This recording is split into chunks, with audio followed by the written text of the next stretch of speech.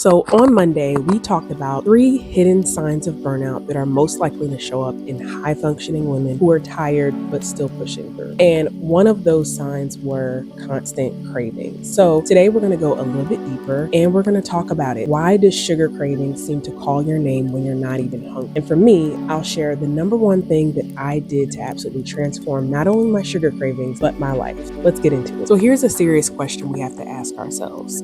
If your cravings had a voice, what would they be trying to tell you? Really sit with that for a moment, because I believe that the truth is sometimes it's not about the cravings.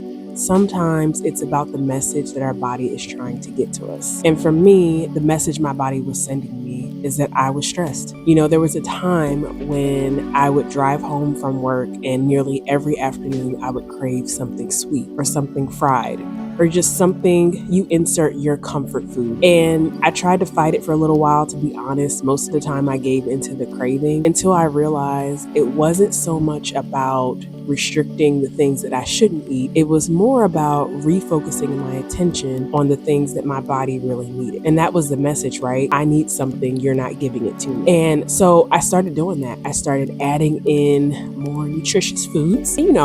Most of us know the healthy foods that we should be eating. But the key for me wasn't forcing myself to eat all the healthy foods, especially foods that I don't like. The key for me was finding the healthier whole food options that I loved and enjoyed and adding that to the mix. And what I found is that over time, my cravings became less and less. And I actually enjoyed the process and the journey of being quote unquote healthier. And it was a lot easier to make that transition when I wasn't even thinking about the things that I should eat. Cravings are emotional messengers. Your brain isn't broken. It's often responding to stress, fatigue, or disconnection by asking for a quick hit of comfort. Sugar gives it that, but it's a short-term fix. The long-term shift comes from focusing on what nourishes you. When you fill your life and your plate with good food and habits, your body stops asking for the sugar shortcut. It's not about restriction, it's about replacement. It's about choosing better, not beating yourself up. All right, so here's your sweet reset for today. Next time you're craving something sweet, pause and ask yourself this question. What can I give myself right now that would truly nourish me? And remember that one good decision leads to another. So if this resonated with you, feel free to drop a heart in the comments and share with us